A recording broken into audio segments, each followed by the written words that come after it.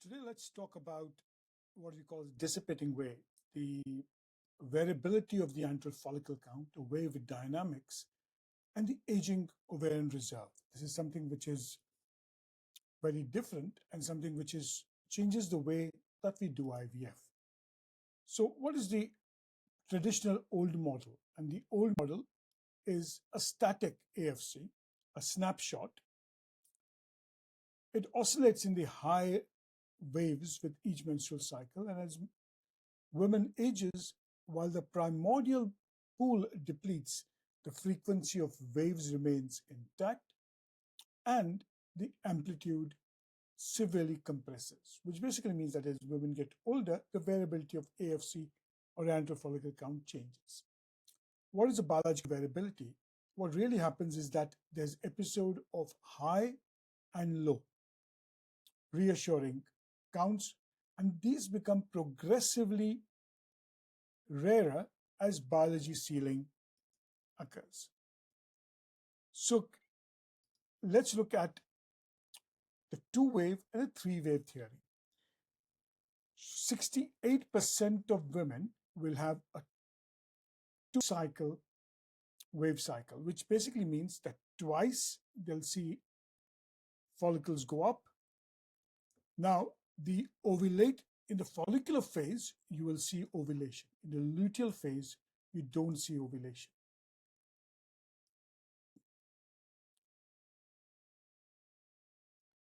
Luteal phase will occur in about 30 to 48% of cases, and these are almost always anovulatory.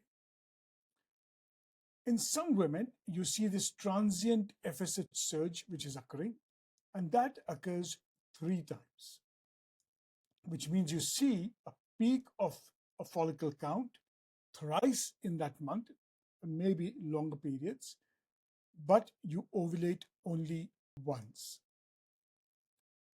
Now, what we do know from the intercycle variation is that follicles vary hugely. Now, 0 to 43 is a rarity. Generally, they occur, what you can see is on the lower side between 5 and 10, and that variability is possible. In the luteal phase, the 2 to 10 millimeter antral follicle count shows a statistical decrease because in the luteal phase, you tend to recruit follicles. Now, often I'll start stimulating a few days before the period. Why? Because you see a synchronous growth of follicles on a larger number. Now, really 30% of AFC variance is unexplained by individual, and it's a genuine biological change, and that tends to occur. Now, if you look at the decline, how much decline does occur? In the age of between, we'll say, till the age of 35, 36, what you end up seeing is you see a 48% decline in the antral follicle count, 4.8. After 37, you end up seeing 11.7% decline per year. So what is happening? After 37, you see an AMH decline, but you also start seeing the antral follicle, follicles which can be used for IVF, start declining. So if you look at the mean antral follicle, if you see there's a steady downstairs. At a time when you need more eggs, you have a lower number of eggs being delivered. In younger women, you're more likely to get more eggs because there are more follicles.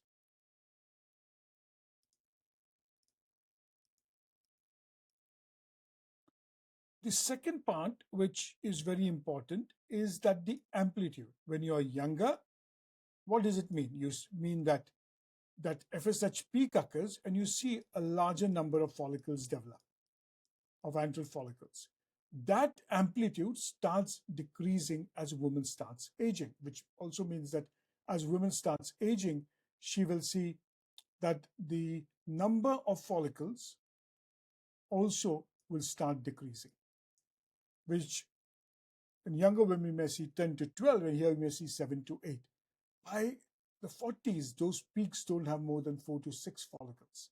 And that's again something which is important, which basically means that it's in older women, you are going to struggle to try and generate more follicles or more eggs, irrespective of what you try. The band also narrows, which basically means that by the time you reach 42 to 46, you're going to get about 4 to 5 follicles coming up, which means chance of getting 1 or 2 eggs becomes a reality. And that amplitude also starts steadily decreasing with women recruiting lesser follicles as they head closer towards menopause.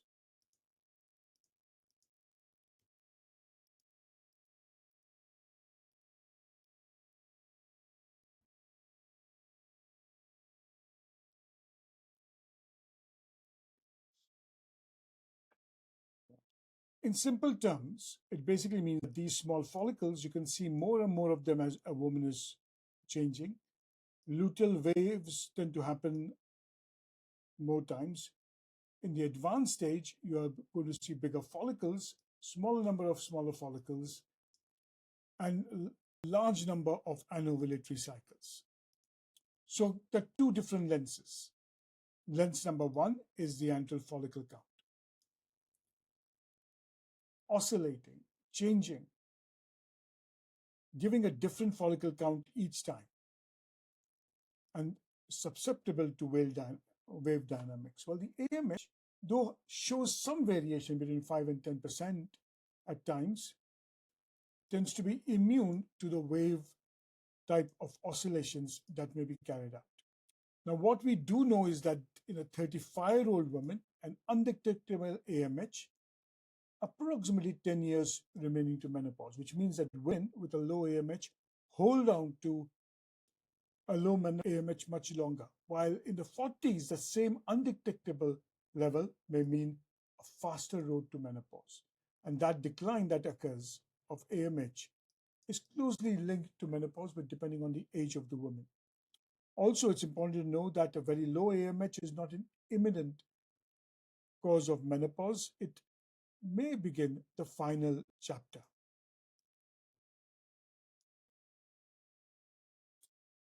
As somebody is younger, AMH is high and antral follicle counts are high. By 25 to 37, that decline is 4.8% yearly. By 37 to onwards, you're seeing 11.7% yearly drop. By the time you get to 45, AMH becomes undetectable and the antral follicle count becomes quite low. So when you interpret it, you could have low reserve older women who has a single reassuring higher AFC. It is likely to represent the crest of anovulatory luteal phase. It does not really tell us much. Age again continues to be a phenomenally important feature. On the other hand, if the woman is younger, a single low AFC represents probably an interwave change that is occurring. And what we would suggest is measure again, and you may be able to see a better follicle count. So, what do I often do? I often would say measure the size of your ovary.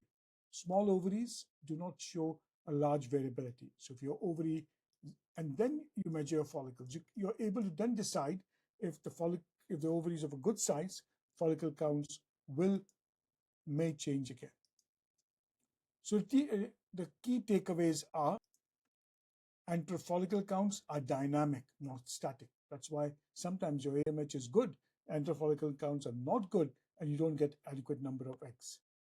The peak shrinks with age. Aging does not stop follicular waves, but it drastically reduces number of follicles. The AMH is stable, while the AFC is pretty noisy, which means it keeps changing. Both markers hit a critically low threshold up to a full decade before the final menstrual period. And for younger women, a low reserve generally doesn't tell us about immediate menopause. Thank you.